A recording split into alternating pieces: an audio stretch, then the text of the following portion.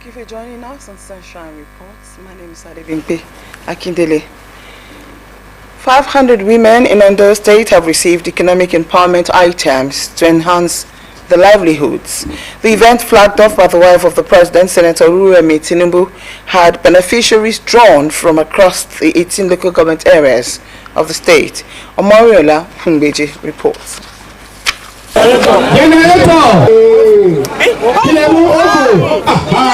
Items like refrigerators, generating sets, gas cookers, and grinding machines were provided by the wife of Nigerian President through the Office of the Sustainable Development Goals (SDGs) as part of efforts to empower women for a sustainable future.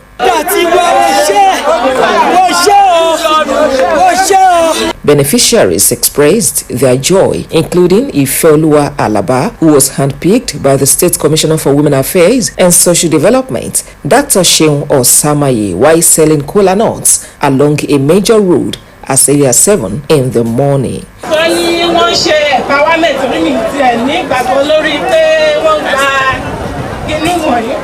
So bí wọ́n ṣàṣe interview mi wá ní kí n wá wọ́n rò pé àbí kí n jókòó ní mo tún tẹ̀ fi lọ ọ̀rẹ́ mi kan ó ní kí n lọ jókòó ṣe ó ní ṣé máa débẹ̀ sí tí wọ́n ní fún mi ní kankan mo ṣàwá rò pé kò ní ìtumọ̀ kí n má lọ tẹjọ́ àgbàlagbà mọ́lẹ̀ òun ló jẹ́ ìpàpà wá ẹ ṣé máa ẹ ṣé sá o. mi ìsanwó ó pè mí. àwọn mi dùn lórí mi tí òun nǹkan bẹ́ẹ̀ rí ọlọ́dẹ ọmọ máa ṣe ìyanu nínú ayé àwọn tó ṣe fún wa.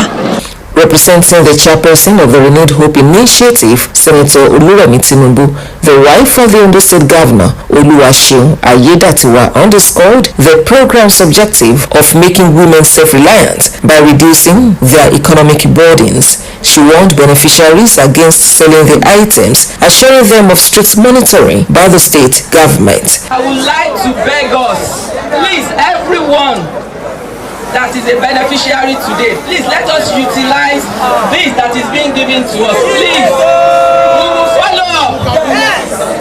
Because I've already spoke, I will speak with the Commissioner for Women Affairs.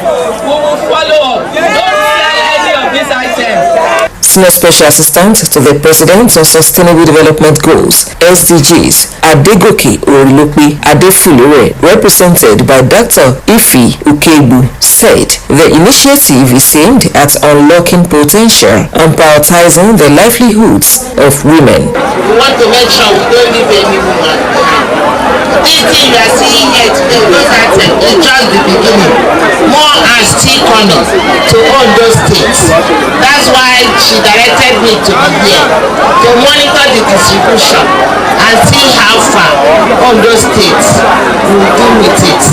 Earlier, the coordinator of the initiative in Ondo State and Commissioner for Women Affairs and Social Development, Dr. Seun Osamaye, thanked the President's wife and the Ondo State government for the intervention, noting that it would go a long way in making the women economically viable. All the items you are taking today, it is to give you access to freedom. Freedom from poverty, freedom from lack. It is to enhance your strength as individuals. Please do not sell these items. Be proud of yourself for receiving these items. This gesture is being replicated across the 36 states of the Federation, including the Federal Capital Territory, Abuja. Omoriola Hungbeji, Osrc News.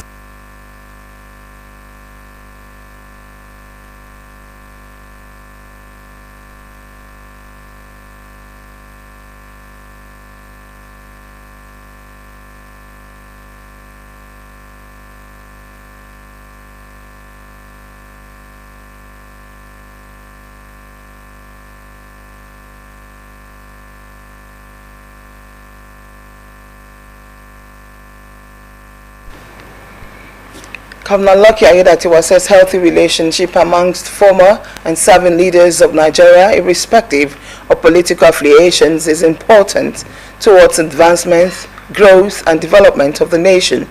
He received in audience former First Lady Dame Patience Jonathan at the Government House in Akure, the Ondo State capital.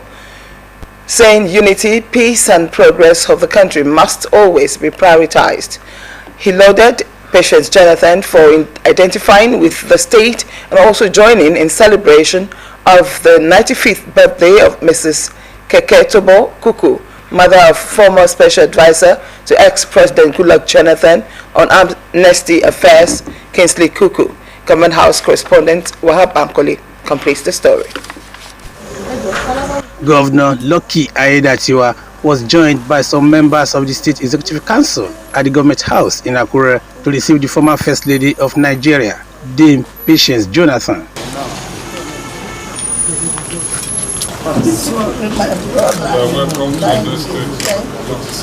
Patience Jonathan, who was in the Sunshine State for the 95th birthday celebration of Mrs. Keketobo Kuku, mother of former Special Advisor to former President Goodluck Jonathan on Amnesty Affairs, Kingsley Kuku, commended Governor Aiyedatiwa's leadership style and pledged her support for his administration, noting that his governance approach reflects commitment to peace and development. We are here to work with you and to also congratulate you for your election. I am solidly behind you because when we look at the present First Lady and Senator Oluwabumi, she's my personal friend and my sister.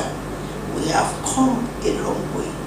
We are over 30 years that we know ourselves. So I'm always by her side.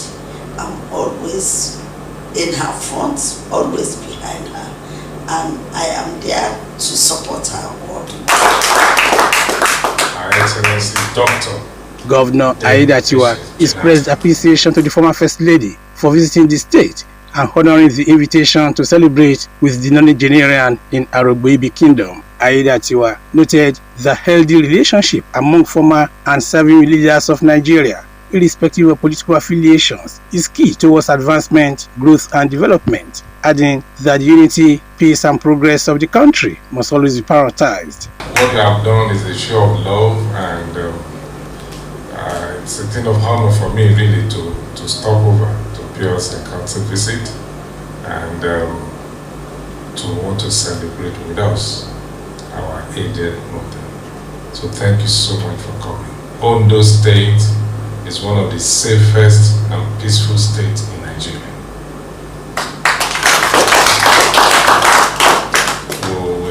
By the grace of God, guarantee your safety, your peaceful stay with us in Ondo State for the number of days you'll be spending. The governor, who commended various initiatives of Mrs. Jonathan as First Lady, applauded her for collaborating current First Lady Oluremi Tinubu to advance the country.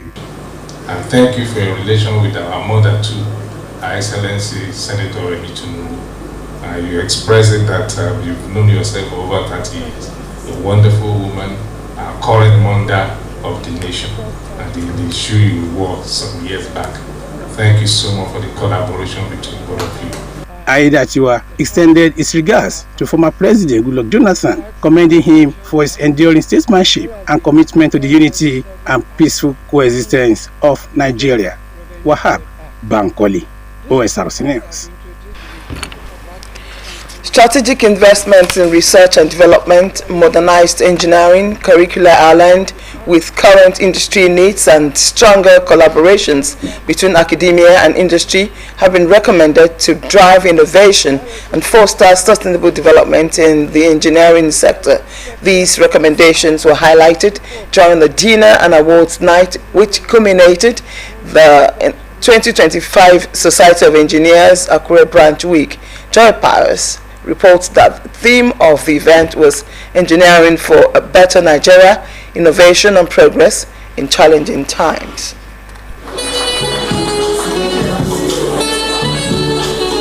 The week-long celebration of the 2025 Nigeria Society of Engineers Akure Branch culminated in a dinner and awards night, attended by members, personalities and friends of the engineering profession. Chairman of NLC Akure Branch, Oluwaseun Adeyeye, expressed satisfaction with the success of the 2025 Engineering Week, commending members for their efforts and contributions. Adeyeye emphasized that the theme, Engineering for a Better Nigeria, Innovation and Progress in Challenging Times, is apt, with engineers positioning themselves as solution providers. At this point in time in Nigeria, it's engineers that can solve our problem. Without engineers, there's no nation. I'm very glad that 2025 Engineering Week come to life. The guest lecturer, Charles Adekunle Adewolu, represented by Peter Akinwumi, highlighted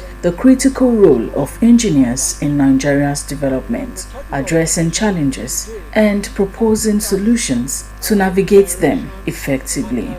Nigeria must invest in innovation hubs and industrial clusters. This ecosystem brings together engineers, entrepreneurs, and investors to accelerate progress. Branch Merit Awards were presented to deserving members for their contributions to the engineering society and the community. Rufus Giwa Polytechnic, Owo, was honored as a winner of a quiz competition organized by the society, while Nigerian Institute of Civil Engineers received recognition for their outstanding performance and teamwork.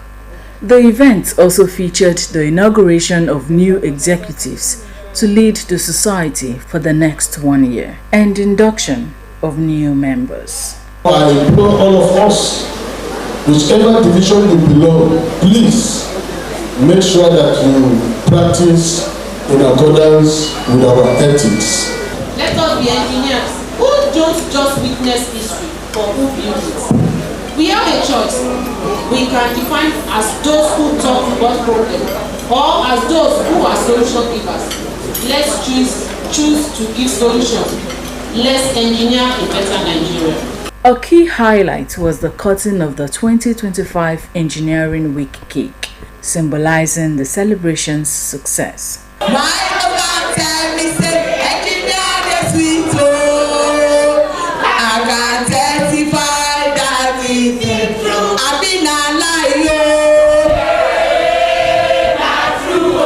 Joy Pius, Osrc News. In a bid to impact lives positively, Akure South Local Government Chairman Gbenga Fashua has donated food items and other supplies to correctional facility in the state as they marked his birthday. He said the initiative was aimed at reminding the inmates that they are not forgotten by society. Omori Olangbeji reports that the council boss was joined by his wife, family and friends and political associates on the outreach. Chairman of Akure South Local Government and the Association of Local Governments of Nigeria, ALGON, Ondo State Chapter, Gbenga Fashua, chose to celebrate his birthday this year by giving back to society. At the Medium Security Custodial Center, Olokuta in Akure, dignitaries gathered alongside the celebrant to bring joy to the inmates. Food items, toiletries, and other essentials were donated as part of the gestures to brighten the day of those by hand bars. If you help them. Assistant Controller and Officer in charge of the center, Kolawole Ojo, appreciated the visit, describing it a welcome opportunity for government officials to witness the rehabilitation efforts within the facility. He took the guests on a tour of various vocational programs for inmates, including shoemaking, bag production, textile design like adire, tailoring, and barbing, while appealing for more support to ensure inmates are integrated into society as productive individuals. We need more equipment for the shoemaking, for the tailoring workshop, the barbing, and we also need some aftercare equipment, things that we can give out to them when they are discharged, that they can use to start life afresh. A former director at Ondo State Renovation Corporation, BC Adonri, commended the kind gesture and encouraged other well-meaning individuals to emulate the act by visiting and supporting correctional centers. Having been here today, we've been able to see a lot of handiwork that the inmates have been able to produce. This is something that people out there don't even know about. This is a correctional center, and I want to appreciate the government for making sure that these inmates have some vocations. The celebrant, alongside his wife, Bosedi, said the decision to celebrate with inmates was driven by a desire to touch the lives of the less privileged, especially those who are currently denied freedom. He praised the government's rehabilitation efforts and encouraged more Nigerians to contribute meaningfully to society to make it a better place for all. I see a reason why we need to visit a place here, and of course recurrently, and give our support to this center and a place like this. Having well over 700 inmates, a place one should feel, come to, support, even come to think that bad habit is bad, no other name to be given. But I applaud, with what I've seen, we applaud their initiative, because indeed it's no longer a prison, it's a correctional center. Days ago, when we were discussing about how to celebrate his birthday, he told me, he said, I'm going to celebrate it with those that are not privileged to be outside there, those that are not free, that is going to correctional service. And it's good to be here today. We can see for ourselves, even to the young one outside, the greatest thing a man can have is freedom. So coming here today is a great lesson learned. The Olukuta Correctional Center currently homes over 700 inmates, many of whom are undergoing entrepreneurial training in various trades, all aimed at equipping them for a better future upon release. Omoriola Hungbeji, Osrc News. Conversations on digitization and its role in transforming businesses and skills continue to dominate the global stage at the Olajide Ipinshagba Empowerment Initiative. That conversation also took center stage.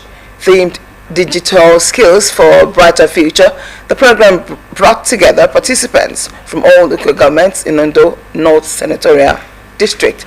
Blessing Obe reports that 31 participants were empowered with laptops and access to networking opportunities.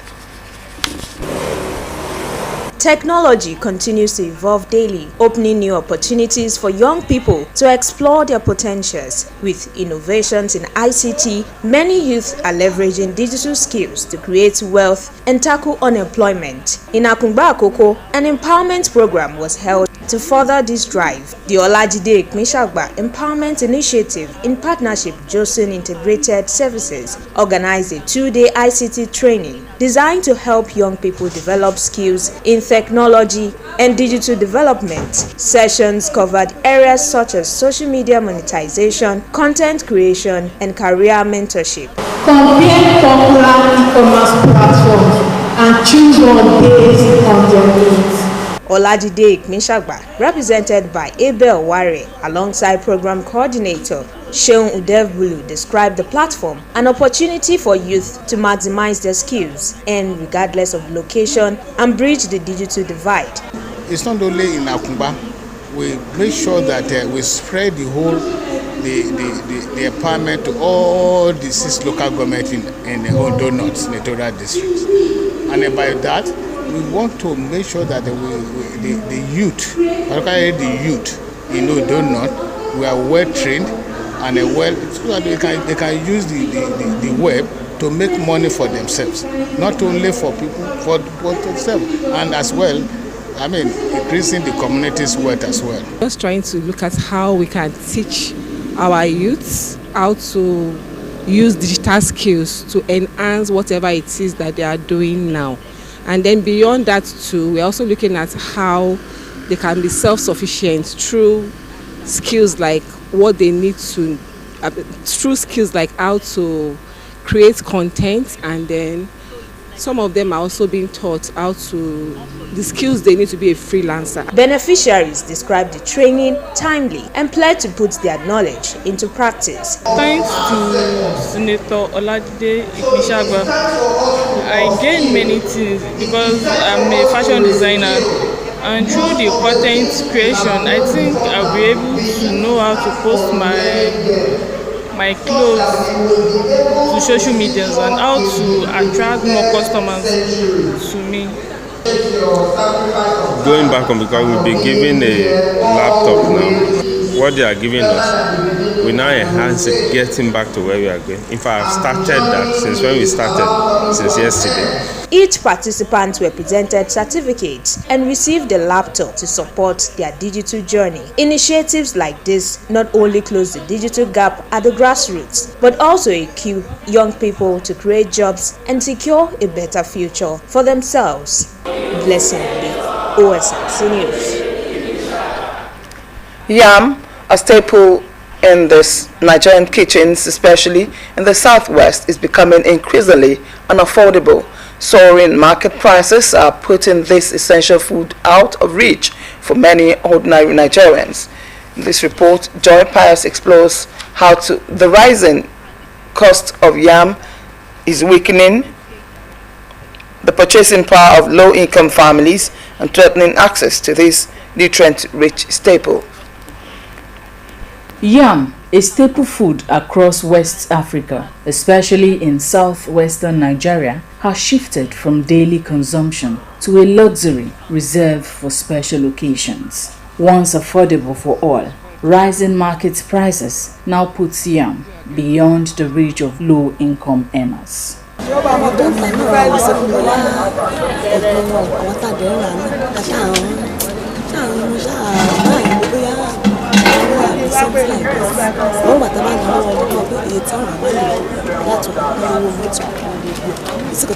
Before nílé ti tèmi nílé wa before a máa ra bí 20 tubers of yam 15 ìgbà míì 10 but now a lè afford ju 5